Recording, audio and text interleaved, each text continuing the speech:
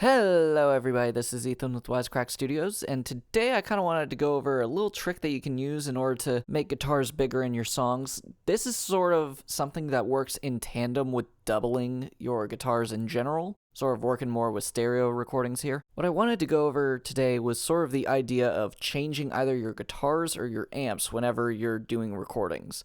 Now, this works for whenever you're doing like any sort of big rock song, anything that's going to very clearly have stereo panned guitars. Now, a neat little trick that a lot of people like to do is they will typically change the guitar amp that is getting used during all of that process. Now, that's either you're going to have 4 recordings on one side where it's one very specific mic setup and you change the amp, or you're going to have the same amp setup on each side and then you'll change the amp setup and put that on top of the other amp setup on each side. It gets a little bit convoluted, but the results oftentimes speak for themselves. Now, what I'm doing here is a little bit different. Instead of changing the amp setup, I actually kept the amp more or less the same. I just changed some settings based on what I needed to sort of get the guitar tones back to where they were. And I changed guitars in the middle of recording. Now up here you can sort of see the original. We recorded with my Les Paul. I named it Ariana, and I did a double track recording of a SM57 and a 421. And together, the two of them sound a little something like that.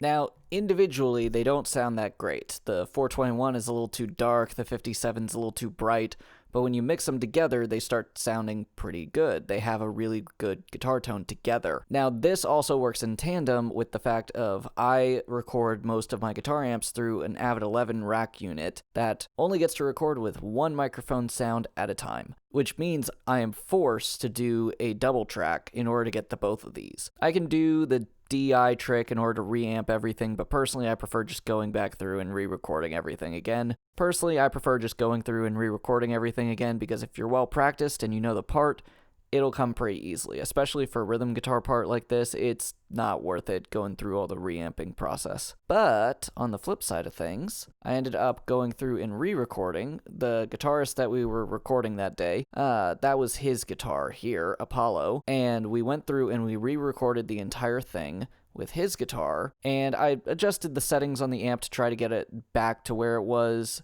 All the pedals and everything I think were more or less the same by that point, but I changed the amp settings just to try to get it tonally to sound about the same, and it ended up sounding a little something like this.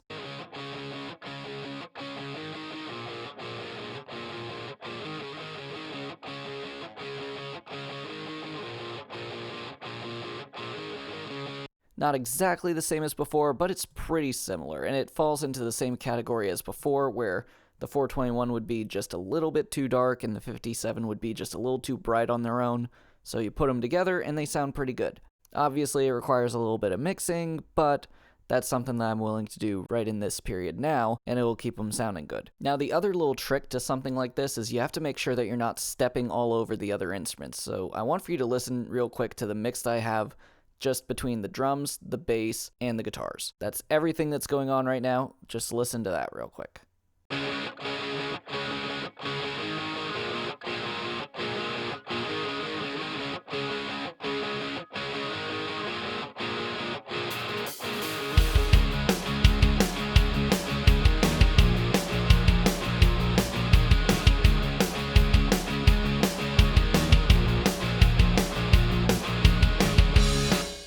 Now, as you can hear, sort of even with the guitars going, they're not overpowering anything else in the mix already, even before mixing stage. But something that I need for you to think about is tonally, the electric guitars are sitting more in the mid to the treble frequency range, whereas the bass guitar is what's going to be backing them up with all of that bassy goodness in a song like this. This one's supposed to be a little bit more on the pop rock, pop punk kind of side of things. So honestly, having too much bass inside of the guitars, whether they're rhythm guitars or lead guitars, doesn't matter too much, but having too much bass there is just going to mess with the tone in a way that it's just going to get in the way of the bass guitar. Now, the reason why this works is because with the various guitars, between the fact that I had to double track each one in order to get the individual mics, as well as the fact that they're individually different guitars, so they're putting out different sounds, it's making it to where instead of having one track that is having just a little bit of difference because of